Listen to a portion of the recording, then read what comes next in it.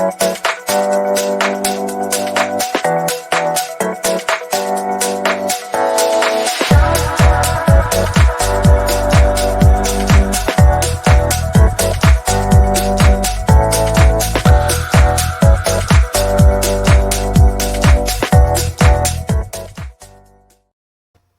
hello, hello, and happy day to everyone out there. Welcome to the Fear to Freedom Project. If this is your first time, please like and subscribe, and thank you for joining us. And if you are a returning champion, thank you so much for being a part of the family. Don't forget to pass this on, share, and comment. We have a beautiful sister here today, Miss Raschell Harlingten. Thank you so much for coming to the Fear to Freedom Project. I appreciate Thank you. you. Thank you for having me. I feel very honored to be here today. Yes, yes, yes. So we met because I saw you on my cousin's podcast, and what you were saying, I was very much interested in. That is transforming a life. Okay. Right. And yes, yes, yes. And so because I am on that journey, I just thought, it's just important right now to talk about these practices and how we can transform our life. So I'm just so honored that you're here. Thank you. Thank you. All right. Well, I'm going to read your bio so that everyone will know just what I know about you, or what I've discovered, and we can learn about your superpower. All right, Okay. family. This is Raschell Harlingten. She is a dynamic entrepreneur and transformational coach and advocate for personal power and resilience. Born in England, her early life was marked by extensive travel due to her father's job, which helped her to adapt to various cultures. By the age 39, she bravely left an abusive relationship with her two children and started a new chapter in her life. In 2011, she departed from her corporate career to launch her first successful business. In 2017, she founded Roots for Success, a personal development organization dedicated to helping individuals achieve their full potential. Certified in subconscious release, natural medicine, and Reiki. Raschell is a passionate, so she is passionate about supporting people worldwide on their journey of personal transformation. That's why you're here. As a single mother, she holds the empowerment of youth close to her heart. Raschell co-founded the Four Seasons of Entrepreneur Workshop, speaking alongside renowned figures like Ben Greenfield and Raymond. Chicken soup for the soul, guys. A best-selling author, her works include Your Prosperity Blueprint and the Journey of Transformation. Raschell has been featured on international podcasts, TV networks, and in various media outlets. Her mission is to guide others in finding their strength and achieving success in both business and life. Yay! Thank you. That was amazing. Amazing bio. So glad you're here. Tell me about living in England. You were born in England. You started I traveling was. about five, but what's it like to live in England? Well, I mean, most of my family's from there. Yeah. Yeah, so I have gone back a few times. I haven't gone back in a while. You're in I Canada actually now. I am in Toronto, Canada now. Yeah. So Mhm. I have had that urge to go back and see some of my family members this year. So if things work out, I might be flying to Manchester to go see a good friend of mine, Dr. Noopy, as well as some family members. Yeah. Oh, good, good. Well, we're glad you're here. So I was reading over your bio, and Okay. you talked about rejecting norms. Mm-hmm. When in your teenage years, Oh, you yeah. like you were rejecting it. What were you telling yourself even at that time to like influence you to be oppositional, actually, in a good way? It's like good trouble. Yeah, yeah, yeah. Um, I just rejected, I always questioned why things had to be done a certain way. If wherever I worked, I always asked why. Well, why does it have to be done this way? But if this is not working, then why are we continuously doing it this way? And I would push against wherever I was working, whatever I was doing. And sometimes they didn't like it because I would ask, well, okay, that's great that you've been doing it for 10 years, but if it doesn't work, then why are we still doing it? Yeah. Right. Um, I didn't think that at that time, I mean, we're talking probably early 2000s, sometimes the way women were paid and the way men were paid, I used to push against that as well. Well, Yeah. why do you get more money than me? And we have the same qualifications. Mm. I also didn't like sometimes when people would say, oh, well, you're a woman, you can only do this, this, and this. And I used to say, no, that's not how that works. Or Yeah. even when I left, later in life, when I walked away from that abusive relationship, a lot of people were like, oh, you're going to be a single mom. Things are going to be hard for you. It's not going to work out. I was like, Oh, no, I'm going to reject that crap. Thank you very good much. for you. That's your business. You just keep that. I don't want it. And so that was why I said those things, is because Mm. I just didn't believe that just because this person said something that it had to be so. Yes, yes. That's And good, now I know, Rachel. and now I know deep in my Hmm. heart that what I knew then is so true now. That's good. You think about that makes me think about the number. I used to ask why all the time too. At every meeting, why does it have to be that way? But when I was told that it had to be that way, I guess I just kind of silently retreated. You know what I mean? Mhm. And so now I was not very rebellious openly, but inside, I think that turned into something else, like probably some self sabotage. Cause I'm like, beating up on myself because somebody else is like not having it together, or it didn't click with me. But good for you for asking those questions. I Um, did, and at, I, yeah, I mean, yeah, I push the limitations. Did yeah. get me sometimes into trouble. Way In before trouble. the internet. Well, way before the internet became a big thing. I'd say Yeah. probably like in the early 90s. Then I remember where I was living. I was not allowed to do certain things, and I would just go and do them because Wow. it did get me into some trouble because I was in a country I was not allowed to do those Mhm, things because I was a mhm. woman. So, but I still Yeah. did them. Yeah, yeah, that's cool. That's kind of like my sister she was like that. She would push the envelope, push the letter. I kind of sort of was the opposite, but I'm pushing the letter now. I There you am go. doing it now for sure. So, how did constantly moving and adapting to different cultures, how do you think that plays into your cultural awareness and what you have to do and how the people that you work with now? So, I think again, as I said before, the internet was a big thing. Um, I got to experience firsthand many cultures from around the world that Mhm. now everybody's seeing on social media platforms. We're talking Morocco, we're talking North Africa, Brunei, places like that, New Zealand. Those people, I went to school with Maoris, which I absolutely love and adore. They were probably the most incredible people in people used to say to me, if all the countries, where would you go and live? And I said, New Zealand, because I was accepted. And I said, the Maori culture was integrated within society. They weren't stuck outside or put on a reserve and told to sit Mm, over there. So it made me aware of cultural differences at an early age and how to adapt. And mhm, so what I found was when I came back, I could sit and have conversations with people from different cultures and be able to relate. Oh, yes, I've been there. I've lived that experience. Oh, you have that type of food.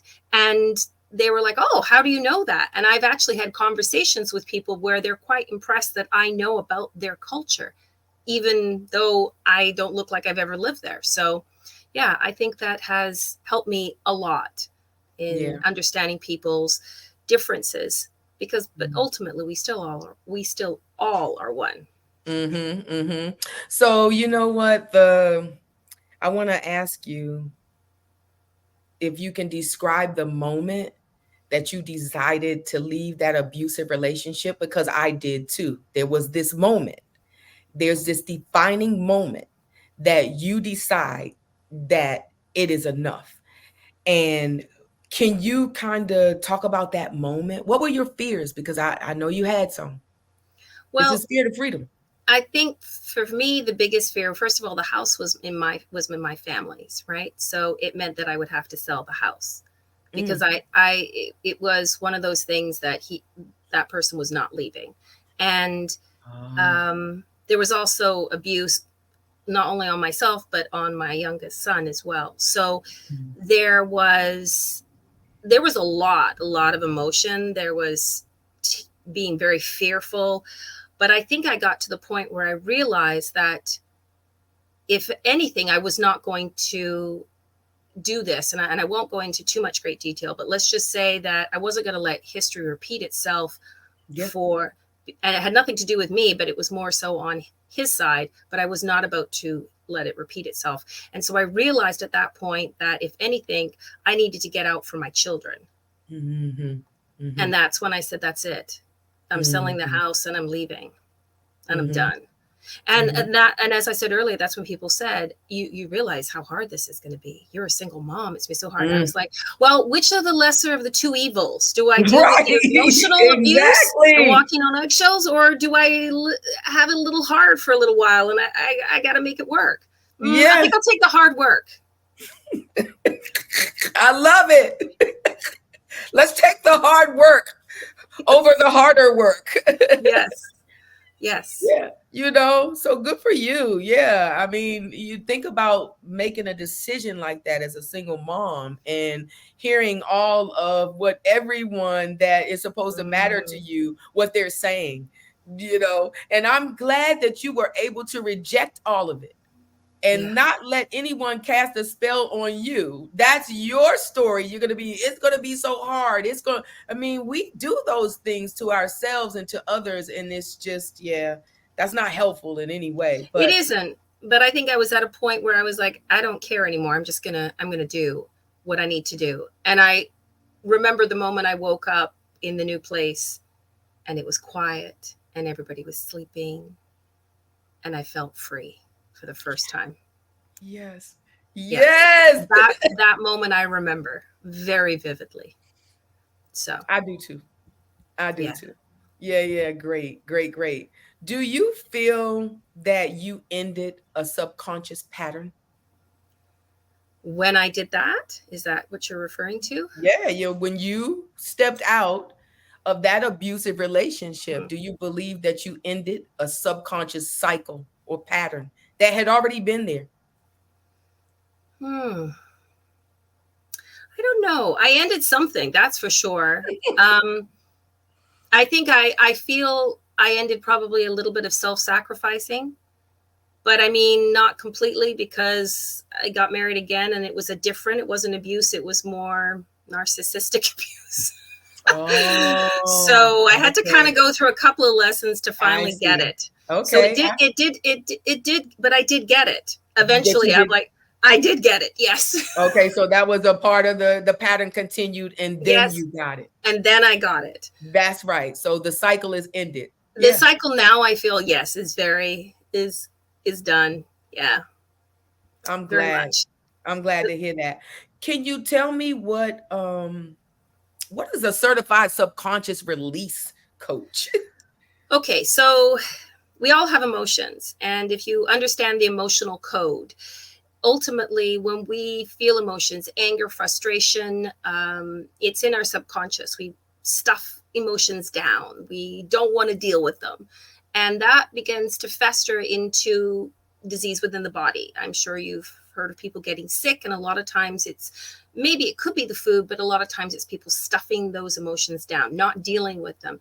And a subconscious release coach is someone who goes in and helps you release those subconscious emotions that are not serving you. So if it's guilt, anger, frustration, envy, hatred, through your words, through your stories, I start to tap into that energy and realize what you need to let go through your breath, because everything we do is stored in the body through the breath. And so when you release it, you release all those emotions out of the body. So yeah, that's basically what it is. Well, that makes so much sense because breathing has literally saved my life. I Mm-hmm. I mean it. I have learned to release audibly and I remember as a kid like sighing like when you do like if you do like that, that's a sign that is a sign of disrespect, in the household. So Now I walk around and I sigh all day out loud. I do, because I understand that it is releasing static Yes. energy that's in Yes. my body that I have held on to. And I know what you're saying is true, because I have held on to some things like we were just talking about, like, okay, so you push the envelope. Well, I didn't. I stuffed. Mm-hmm. I was Yeah. totally a stuffer, Yeah. not wanting to. Sometimes I did. I found myself being more pushing the envelope when I was practicing social work for Mm. vulnerable populations. And so, rightfully so, for protecting children, elderly, disabled, then I would push every envelope that there was. And so, but when it came to me, no. So You didn't. that's Yeah. really interesting It, that. it does. I mean, if you understand Kundalini, that's a type of yoga, and there's a breathing exercise where you actually use the what they call the breath of fire, and it's breathing, breathing, breathing, and then releasing and holding and pushing the energy up so that you're releasing all of that energy and that emotion that's tied within the energetic body, and it just releases, and you start to feel better. You feel lighter in the body. You feel like, okay, I've let go of all of that. Now, it's not tied to exactly what I do, but it's an example. That's what I'm sharing with you, so that Mhm, mhm. you understand that we are emotions, and everything is a vibration and a frequency. We feel hatred, we feel anger, we feel joy, we feel happiness. It all gives us different vibrations within the body. Yeah. And if we continuously sit in a vibration of something that's negative, then eventually our body goes into from the a balanced ease state to a disease state. And the body starts to manifest things, right? Mm, Illnesses. Yeah. This is good stuff, family. We are listening to some ways that we can release static energy outside of our body. Just release it, because think about how many times we have stuffed the emotion because we didn't feel like, we could express it. Yeah. Why? Because one, you could have been talking to a family member. You could be, oh, I'm a woman, I can't say anything. All of these rules that we did not place them on ourselves, someone did. Right. And so we want to get rid of the rules. I'm telling you, I'm pushing rules. I'm pushing everything now. You understand? I am catching up on pushing the letter. I am. Okay. I promise you. So that's good. So so obviously you use these techniques with your clients. Yes. Yes, I have. I've helped several of my clients with trauma, uh, things that have happened in their life that they need to let go of, emotion that is stored, anger, whatever it is, abuse.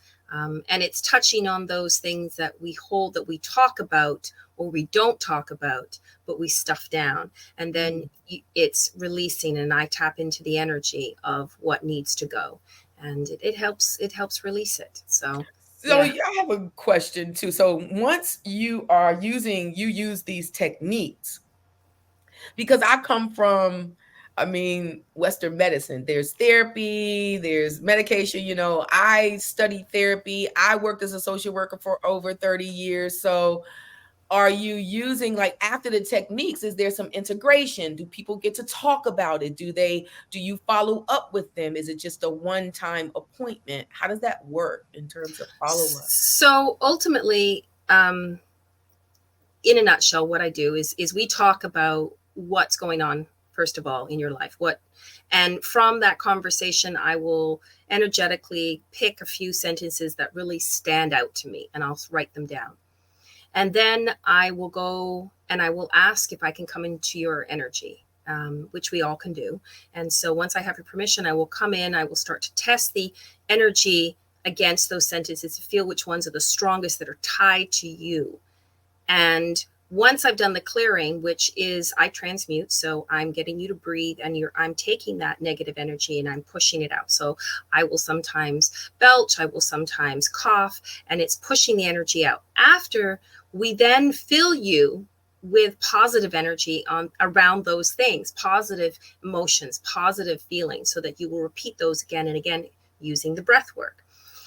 And after that, I usually ask them to go ground in nature, have some water, and spend a little time contemplating and seeing what comes up for them. Because sometimes when we cut off the first part of that layer of emotion, another layer will pop up. So sometimes it might be a couple of sessions to help them.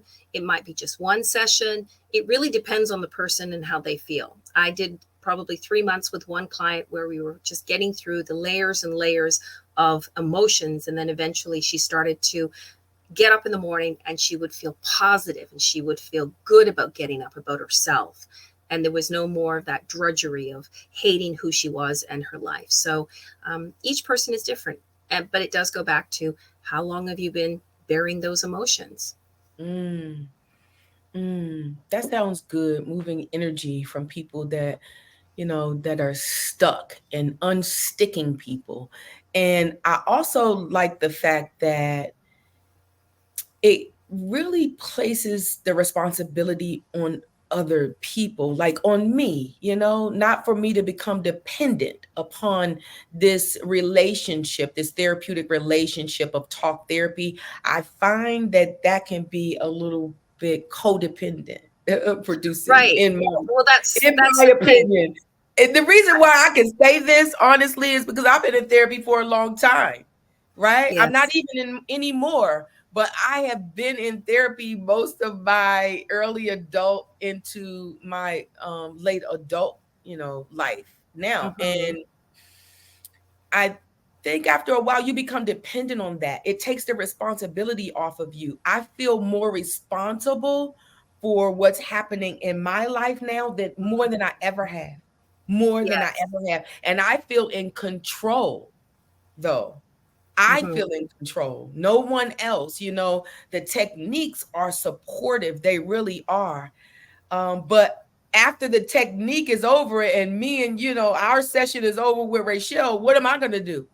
Right. And so you have to continue the work. I really love that. I really appreciate that. Eventually, So we hope that you learn, and a lot of my clients is that stuffing the emotions down, flowing, letting things go, because ultimately it's okay to feel the emotion, anger, yeah. frustration, hatred. It's okay to feel it, but let it go.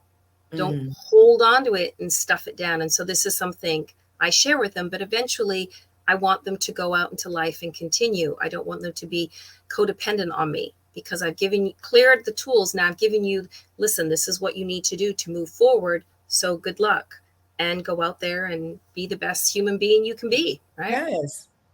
Be Yeah. well. Yes. Yes. Yeah. I really I just it's very important the work that you're doing because it does take the risk. You have to do the work. We got to We do the do. work, people. I know I did, and I'm still doing it. We're forever working, but now I just feel so much more in control of Right. what's going on with me. So I want to talk about numerology.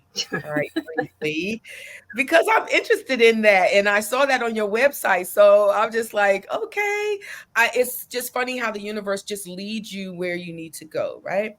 So Hmm. can you talk about that, and specifically numerology in business? Because people, entrepreneurship is really big now. Post COVID, people are working for themselves. They're creating Yes. for Yes. themselves. Yeah, how does that work? So as I spoke a little bit before, and you said, don't share it till you come on. So I said, okay, great, I will. So the best way for me to describe it is, everything in the universe is vibration and movement, whether at the rate of speed or how fast it's going or coming, depends on the frequency. And the frequency is what causes us to feel emotions. Ultimately, numerology has a lot to do with what we choose as a soul to come into this lifetime and experience.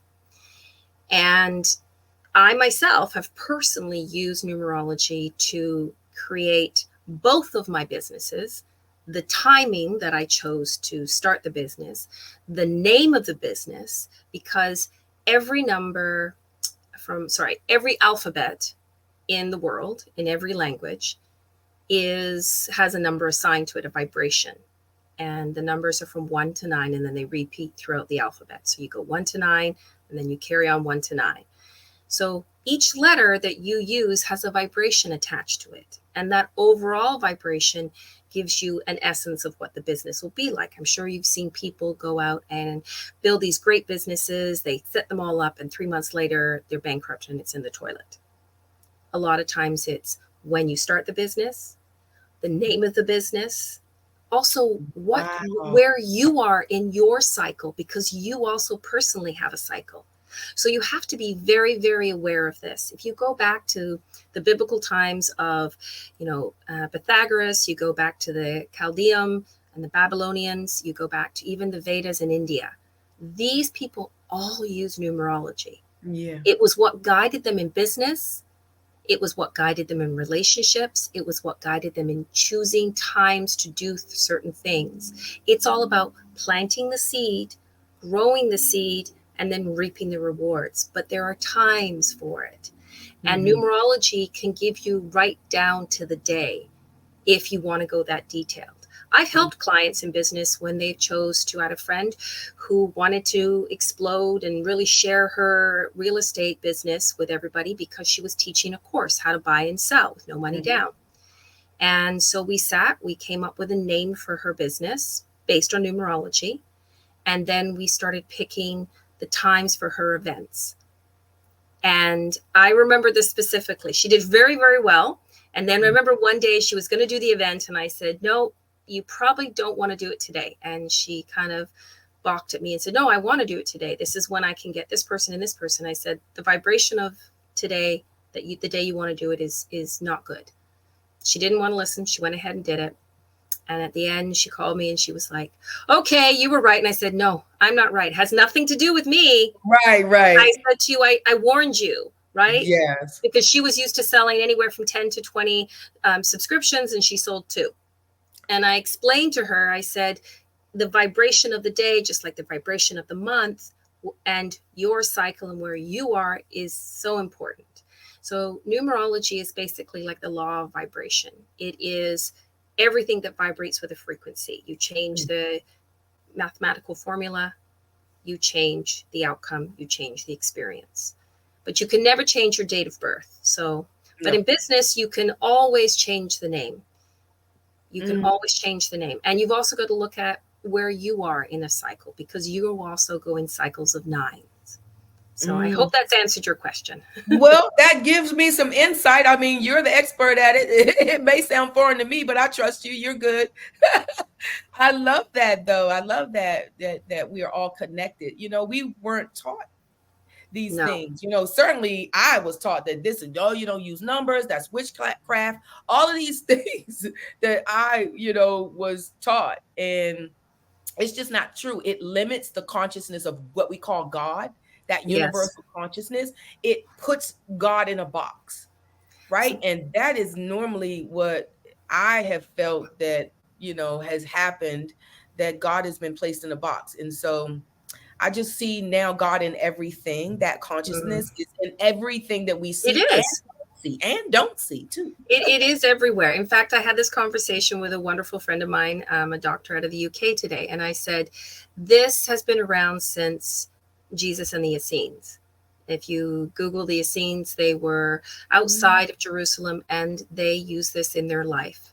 And if you understand it, you'll know that it's been around since the Egyptians, the Babylonians used it, but it's been kind of hidden away so that the mass consciousness is not aware that you can create your own experience by simply changing the mathematical formula of the things that you can change, which is a name of something, because it shifts the vibration.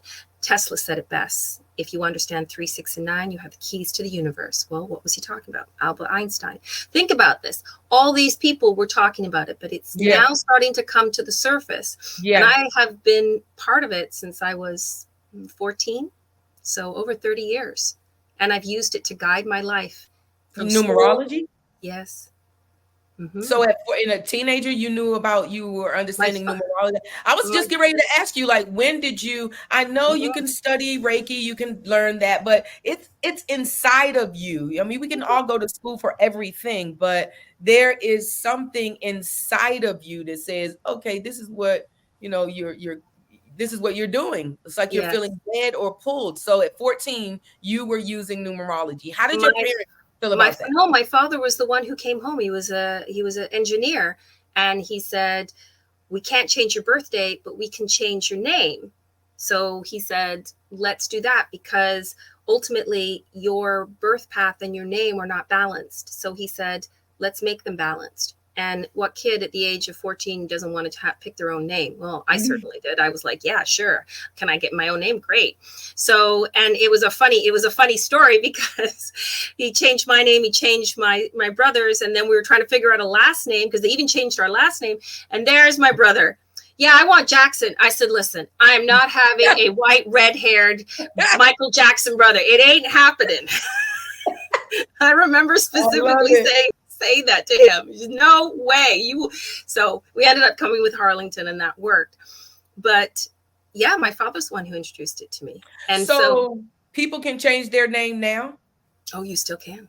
Yeah, because okay, so I was just talking about this with my meditation coach, and they were talking about changing names, and one of the ladies in the group, she said she changed her name in the 70s. Yep. In the 70s. And I was like, geez, that's like right after I was born. And you know, the only thing I did do is I took my middle name out. I didn't like my middle name, but I've just been having a problem with my name, honestly. But because we're taught that's your dad's name, so you have to carry the name and all of that. Yeah, those things are just not true. I No. don't think that you have to. I didn't feel that. I did not want to carry the name of Carson because it was a slave owner's name. Yeah. And my dad took me back and showed me where it was that my great great great grandparents, were. So I was like, well, that's not our name. That's not who we are. But that wasn't encouraged. So I'm Mm. definitely interested in that. Changing my name, yes, getting on the frequency of just who I am. Yeah. If you have a balanced birth path, your name matching with your birth date, then things move in a much better flow than when they're unbalanced. Mm. It's just a name. And my father always used to say, think about it. You go back to biblical times. It was the son of Abdullah. It was the son of Joseph. It was the son Mm. of Muhammad. Mhm. Yeah. It was not these great big long names, No. because the name was already balanced. So it was just the son of. If you think back to the way they did that, not Mhm. every culture did, but you think it makes sense, right? Yeah. So people have these great big long names with like five different, middle names. It's so much to calculate, and too much. It's simple names, Yeah. balance. Because as I said, it's the law of vibration. It's the frequency of each of those letters is assigned a number. Yeah. I'm And right there. so I did my children's name with numerology. I also my dog, my cat, everything. Yeah, I use Good. I use it. I use it not every day, but it guides my month, so I know when to buy things, when to start a business, when to show an event, when to do other things. Just Mm. it aligns. Just This is being in alignment. with new exactly. It's if Being you in think of alignment. quantum physics, if you think Yeah. of how the universe is, it's all mathematical. It's all vibration. Well, That's I'm learning that now. I yeah. did not know. I did Yes. not. And more every day, new information comes to me to confirm it. And Hmm. I'm gonna tell you, this is so funny. You'll have to come back. I'm gonna invite you back because I had like a whole litany of questions. We won't get to everything, but because I'm veering off. But I was a horrible math student. I did not like math in school. I did not even apply myself because I did not like math. And when the more that I listen and the more that I hear, and as I am evolving, I just had a little talk with God the other day. I was just like, this is all math, dude, girl. This is how I was talking to God. Like, this is mathematical stuff. Everything that they're using numbers, and I'm just like, it just got like, I can't believe this, but I'm leaning into it. I'm embracing it Good now. job. Yeah, because I trust the universe. That's why. Hmm. Yeah, this is its show, not mine. Um, so You have a number one best-selling book, Your Prosperity Blueprint. Yay! Everybody, you can pick that up on Amazon. Get you a copy of that, the Prosperity Blueprint. Do you believe that we all have a blueprint? Oh, we all have a blueprint. We're like our, this is another part, and we'll say this for another time, but the story we tell ourselves is our blueprint. The story that our parents, which even you said, that was an important name because it was a slave name and this, but that's just a story. That's just that person's blueprint, and you've taken it on. Ultimately, you change your blueprint, you change your story, you change your life, because it's a different vibration, it's a different frequency that you're giving off. So absolutely, I believe in that. Oh gosh, I am so happy you're here. This is really, really making me feel so good. I feel the energy. I am confirmed in, just everything that's happening. And yeah, I can tell this story because you know why? Because I am not living in my shadows, but to the family, I think me and Rachel was hooking up, and I was having an emotional moment, and she caught it, guys. She got it like she was my therapist. And I don't even know you. I mean, we had never met, but I was just like, oh my God. Like, and I saw numbers. I'm like, numbers will do it. Something's gonna do it. And yeah, so I did kind of fall right into being your pseudo customer or client because yeah, unplanned, but thank you for being You're there. welcome. I You're am welcome. there for so many people and have been so great. Yeah, coaches need coaching and Exactly. healers need healing. So thank you. What advice would you give someone who is looking to rebuild their lives? Like some practical steps. So say that people don't even know what Kundalini is. They don't know what Reiki, and they don't know, maybe they can't afford that. I don't know right now in their lives. But is there any practical steps that you can tell people to take in order to get on the path of alignment and just really facing their fears and saying, I want to transform. I can do this. I can do this. Someone, somewhere that's looking at this is going to say, you know what? I can do it because they did it. They said it. I'm no different. What would you tell them? I would tell them to start small. I would say the first thing that you need to do is start small. And that basically means that anything in your life that makes you happy, that lights you up, that you enjoy doing, be grateful for it. If it's the soft, white, fluffy pillow, or your dog that chases you around the room, or your cat that curls up beside you, or you're fantastic at cooking and your husband or partner loves when you cook, be grateful for those moments and be present in those moments when you're doing it. Sometimes we try to do things and then we get involved on our phone or something else. Push all of that out of the way and be present in the moment and be grateful. And if you did that every morning, where you sat for even just 2 minutes and you woke up and you thought, I am so grateful to be alive. I have this warm, comfy pillow. I've got these warm blankets. And I am so grateful for that. And people go, well, like that's no big deal. Oh, yeah, it is, because there is thousands, probably millions of people that don't have a comfortable bed, that don't have bed sheets, that don't have a pillow, that sleep on the floor. So you be grateful for that. Be grateful that you have a bed to sleep in. Start small. Be grateful that your fridge has food in it. I've taught clients this: start small. And then what happens is that gratitude starts to grow and grow and grow, and things start to shift because your frequency is changed.